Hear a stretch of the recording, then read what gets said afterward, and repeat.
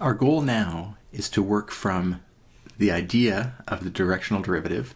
So we have a function or a surface at a point, and then we're going to take a step away from it, a very small step, in the direction specified by this unit vector u. Again, just drawing the pictures. We've got our x and y's. We pick a point AB, and then we're going to walk away from that point in some direction u, and to keep things consistent, we're going to have that length of that vector be 1.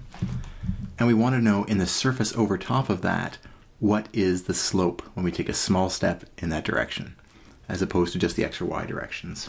So those are all the ingredients: our function, a point, and a direction, where the components we're going to call u1 and u2. It's tempting to call them ux and uy, which is kind of what they are, but if we put a subscript there, we might think about derivatives. So we're going to use just u1 and u2 for the x and y components of this direction vector away from the point we're sitting at. All right, so if we want to evaluate a derivative, we need to go back to this definition. This is the limit as h goes to 0 of, let's take our point AB again here. We've got our vector u, and what we're going to do is multiply that by h. We're going to scale it by h. That's going to be our step size, or if you like, h is our delta x and y. How big a step in the x and y direction are we taking? That'll put us at a new point. Our new coordinate at the end of that vector will be the point a plus h times the x component of u1. So a plus h u1. And the y coordinate will be the b point that we started at, the y coordinate, plus the y coordinate times h of the vector, b plus h u2. And so what we're getting here, again, is a delta f over this delta x y, or this step size, the length of the red vector here. Well, that we can recalibrate and just say, well, let's give this big, long, complicated thing here a name. A plus HU1, let's just call that a new x value. So we're going to call that x. We're going to take this BHU2 thing, and we're going to call it y. Why? Why not? All right. So with that recalibration or rewriting of the variables, we still are taking the limit. We're saying let's let this little interval here, this length here, get to 0, so we use shorter and shorter vectors, but still find the ratio of the change in the height above this graph to the length of the line that we're measuring on the xy part of the plane. Now, what do we do with this? This doesn't seem immediately obvious or easily transformed because we have two different points, the difference between f at AB and at some point further away. But we happen to have in our back pocket an approximation that says our f of xy can be written as the x derivative at some point, well, let's choose AB as our point, and then x minus the a, and then our f sub y at AB times y minus b, and all of that plus f of AB. Or better yet, hey, let's write this on the other side. And wait a minute, this expression here, pardon me, we're back. This expression here is exactly equal to, or is approximately equal to, this difference that we're trying to find. And it gets better. This approximation gets better and better as x and a get closer and closer together. So what does that let us do? Well, it lets us really simplify our derivative calculation. Our derivative in the direction of u of the function at the point AB can now be written as the limit as h goes to 0, not of the change in f, but of f sub x at AB times x minus a plus f sub y at AB times y minus b. That was our difference at the top, and all of that divided by h as we had before. So we've just taken this, and this is our linearization and that delta f idea. Now it's been rewritten.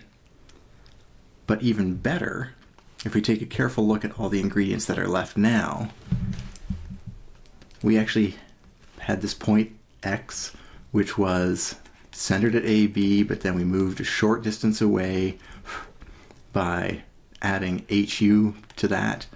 And so our x value, do this in green, our x value was A plus H times U1. And our y value was B plus H times U2. The x component and the y component of this vector here, and they're both scaled by H. Well, putting those in to replace x and to replace y, we get this fantastic new simplification. We have our x derivative, or a slope at AB, times x, or better known as A plus HU1 minus A. So this is our x getting expanded here. Then we also have, close bracket, we also have our y derivative at the point we're looking at, times now our y value, but y is b plus HU2 minus b. There's our y. It gets expanded to this. Well, isn't that handy? Because look at this. Oh, wait, we're not quite done. We still have the dividing by. That's still there. Dividing by h. Now it gets even better. We've got a minus a, cancel, cancel. We've got b minus b, cancel, cancel.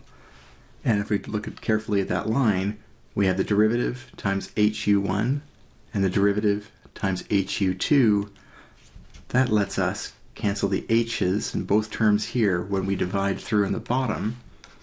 And so we end up simply with the limit as h goes to 0 of the x derivative times u1 plus the y derivative of our function at the point times u2. And that is very simple. These are the components of the direction vector. So we said we want to move southwest, say, for this example here, or in the negative y, negative x direction. That would be represented by two numbers in u1 and u2. And the other two ingredients are just the slopes, or the derivatives, in the cardinal direction. Slopes, or derivatives, of f in the pure xy direction.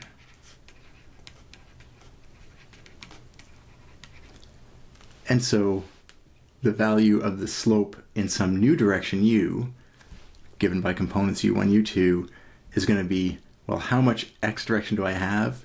That's u1, times what's the slope of the surface in the x direction, and then the slope, or sorry, the amount of movement in the y direction times the slope of the surface in the y direction.